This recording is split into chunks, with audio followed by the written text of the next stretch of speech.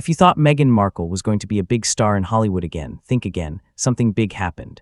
This time, someone was mean to her, not in a quiet way, but in a very clear way. It was Adele, the famous British singer. She did it so easily that everyone at Kris Jenner's birthday party could feel how uncomfortable it was.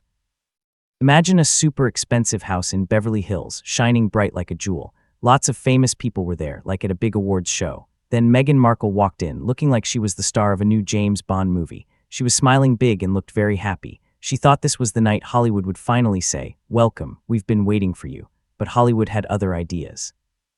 Somewhere in that fancy room, Adele was hanging out with other big stars, drinking her drink and having a great time.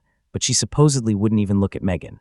No smile, no wave, not even a quick nod like you give someone you don't really like but have to be polite to. And the crazy thing is, this isn't the first time. Yep, Adele has supposedly ignored Meghan before. But this time, it happened in front of Hollywood's most important people. And everyone started talking right away. But that was just the start. When Meghan and Harry walked into Kris Jenner's party, it wasn't just a fun celebration.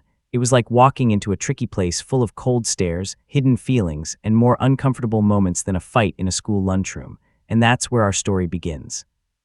The second Meghan and Harry got out of their car, they looked totally different. Meghan was glowing like she just won a huge prize. Her hair was perfect, her dress looked amazing, and her smile was super wide. She looked like she finally got what she wanted, an invitation to Kris Jenner's super fancy 70th birthday party at a really, really expensive house. To Meghan, this party proved she was a big deal. To Harry, it looked like he was tricked into coming. Harry looked like he'd rather fight a dragon than see the photographers waiting outside. His face was sad, his body looked stiff, and he was holding Meghan's hand super tight, like she was pulling him into a scary house. And as soon as they walked through the big gates, things changed. People stopped, conversations got quiet, and heads turned. Not in a "oh look, royalty" way, but in an "oh they showed up" way, because this wasn't just a regular backyard party. This was like the Olympics for famous people, where everyone there is powerful, rich, famous, or helpful, and Meghan thought she was one of them, but the feeling in the room was cold, really cold. Now let's look at two important ladies that night, Mariah Carey and Martha Stewart. These women don't even have to try to make you feel small, just them being there makes you feel small. A blink of their eyelashes makes you feel small. When they are quiet, it's bigger news than 10 gossip magazines, and both of them have had problems with Meghan before. Let's talk about Mariah Carey. Just a few weeks before the party, someone asked Mariah if she had met any royal family members. Did she talk about Meghan? Nope, she skipped right over her and talked about Fergie, a woman who hasn't been a working royal in many years. Mariah knew Fergie. Mariah ignored Meghan, so put these two women in the same room. There was a strong, uncomfortable feeling, the kind you can feel in your legs, and Mariah didn't fake anything. No smile, no wave, no friendly "oh hey girl" moment. Mariah moved around the room like Meghan wasn't even there. Now Martha Stewart, she doesn't like messy arguments. She likes fancy, expensive, grown-up ways of making you feel small. It's the kind of comment that sounds nice until you think about it later. Her comment was, "I hope Meghan knows what she's doing." In Martha's way of speaking, that means Meghan absolutely does not know what she's doing.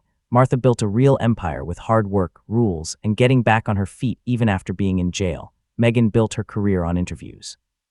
So while Martha was talking to famous rappers, billionaires, and powerful company bosses, Meghan walked around the room looking for someone to talk to, someone who wouldn't immediately turn away, someone who didn't already have a problem with her, someone who might make her feel a little bit important, and she thought that person might be Adele. Oh, poor Meghan.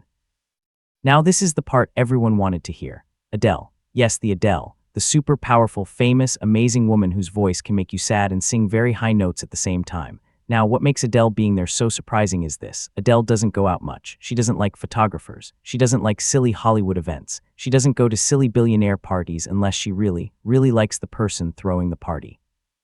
So the fact that Adele showed up at Kris Jenner's 70th birthday tells you how important Kris really is. But it also set up a big problem for Meghan Markle. Because the last time Meghan tried to get Adele's attention, she supposedly sent Adele a very fancy gift basket with expensive lemons and jars of jam. And Adele's reaction, she sent it back. No note, no smiley face. Not even a thanks, but no thanks. Just a plain no. So Meghan walks into this party knowing all this, knowing things are tense, knowing this woman once sent her gift back like a package no one wanted. Still, Meghan sees Adele across the room and decides tonight might be her chance to fix things. Harry, who actually used to be friendly with Adele, is probably thinking, finally, someone I won't feel weird talking to. 5:41. The couple starts walking towards her, and this is where people who were at the party say things got very cold. As Meghan and Harry get closer, Adele suddenly starts talking very excitedly with someone else. Her back turns. Her eyes never look at them, not even by accident. Meghan slows down, hoping Adele will look at her. Harry waits, hoping Adele will notice him. Adele didn't even pretend to see them because she doesn't like drama, but she does like her space. And tonight, Meghan Markle was clearly not allowed in her space.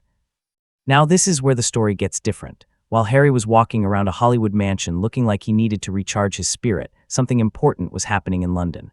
A new star was appearing, Prince George. This year's Remembrance Sunday was a big moment for him. He wasn't just a kid standing with his parents. He was taking part, watching, learning, growing into the king he will be one day.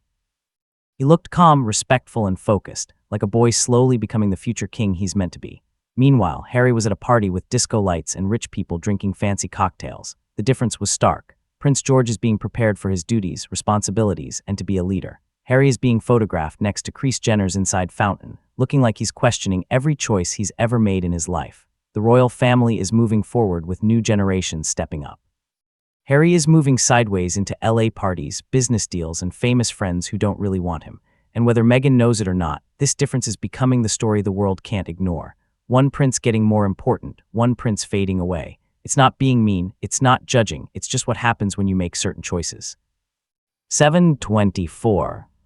After a night full of fake smiles and clear rejections, the pictures from the party went everywhere online, and the internet did what it always does. It looked at every tiny detail. Harry's face showed pure sadness. Meghan's face was smiling like she was hosting a big awards show. Their bodies looked completely disconnected, and this is where people started to wonder. Why does Harry look so sad? Why does Meghan look so happy? Are they still on the same page? Is their marriage okay? People weren't trying to be mean. The photos just showed it so clearly. Harry looked burdened. Meghan looked determined. He looked like he wanted to go home. She looked like she wanted to stay until morning. And people who know them added more to the rumors. They said this night showed problems behind the scenes, different goals, a bigger gap between what Harry wants and what Meghan wants, and serious questions about where they are headed. This wasn't just a bad night. It was like their public image was slowly falling apart, a quiet crack in their shiny picture, and everyone noticed. By the time it was midnight, the party was still going, but the story about Meghan and Harry was falling apart, because here's the truth. Hollywood watches everything. Every time someone walks in, every time someone leaves, every smile, every time someone is ignored. And what they saw that night spoke volumes. Their Netflix deals weren't doing well. Spotify completely stopped working with them. Meghan's lifestyle brand was delayed again. Harry's book still had problems from when it came out. Their popularity was going down in both America and England.